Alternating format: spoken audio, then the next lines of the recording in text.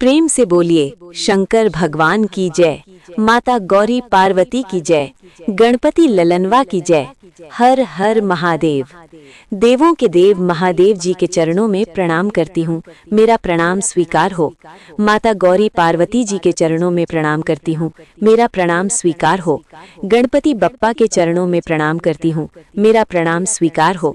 सभी गुरु भाई बहना के चरणों में प्रणाम करती हूँ, मेरा प्रणाम स्वीकार हो। माता पिताजी के चरणों में प्रणाम करती हूँ, धरती माता के चरणों में प्रणाम करती हूँ, अपने से बड़े सब के चरणों में प्रणाम करती हूँ। गुरु भाई बहना, आज मैं एक सच्ची शिव कथा सुनाने जा रही हूँ। कथा को पूरा सुनिएगा और अंत तक जुड़े रहिएगा। हर हर महादेव। एक राज्य था। उस राज्य में एक बहुत बड़ा राजा रहता था। राजा के पास धन दौलत की कोई कमी नहीं थी। महल सोने चांदी से सजा हुआ था। राजा का एक बेटा था, नाम था आदित्य।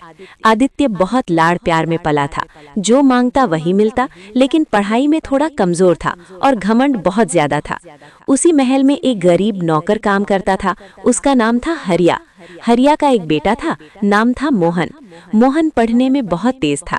दिन में पिता का काम में हाथ बटाता और रात में दीपक जलाकर पढ़ाई करता।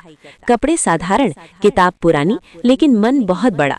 आदित्य और मोहन एक ही स्कूल में पढ़ते थे। आदित्य को जब पढ़ाई समझ में नहीं आती तो मोहन समझा देता, होमवर्क भी मोहन ही बना देता। आदित्य दोस्ती निभाता था, लेकिन मन में घमंड रखता था। समय बीता और 10वीं की परीक्षा आ गई। दोनों ने परीक्षा दी।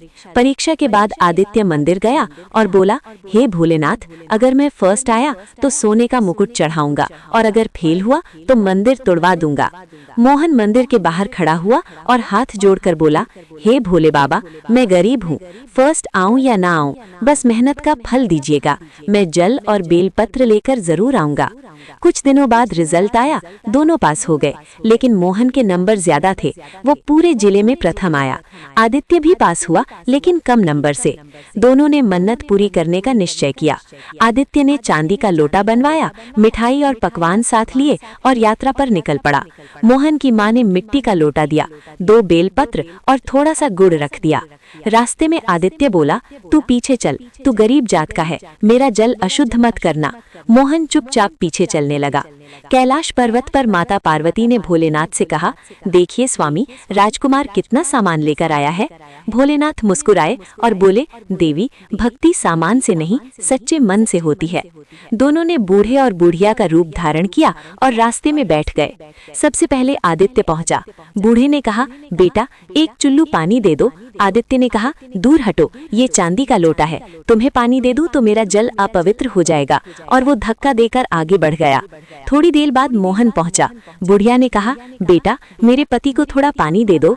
मोहन तुरंत बैठ गया, अपने हाथ से पानी पिलाया, गुड़ भी खिलाया और पेड़ के नीचे सहारा देकर बैठा दिया। तभी अचानक प्रकाश फैल गया। भोलेनाथ और माता पार्वती अपने असली रूप में प्रकट हो गए। मोहन डर गया और जमीन पर दंडवत हो गया। भोलेनाथ बोले, बेटा, तुम्हारी भक्ति से हम प्रसन्न हैं। दोनों मंदिर पहुँचे। आदित्य जैसे ही जल चढ़ाने लगा, उसका लोटा हाथ से फिसल गया और सारा जल बाहर गिर गया। शिवलिंग पर एक बूंद भी नहीं चढ़ी। मोहन ने जैसे ही जल चढ़ाया, मंदिर में प्रकाश फैल गया। घंटियां अपने आप बजने लगी, फूल बरसने लगे, लोग बोल उठे, हर हर महादेव। घर लौटकर आदित्य ने मोहन पर दोष लगाया। राजा ने मोहन को सजा देने का आदेश दिया। मोहन मन ही मन जप करने लगा, ओम नमः शिवाय, ओम नमः शिवाय। तभी महल में तेज प्रकाश हुआ और भोलेनाथ की आवाज गूंजी, राजन, सच्चा भक्त ये गरीब बालक है। तुम्हारा पुत्र घमंड में अंधा हो गया है।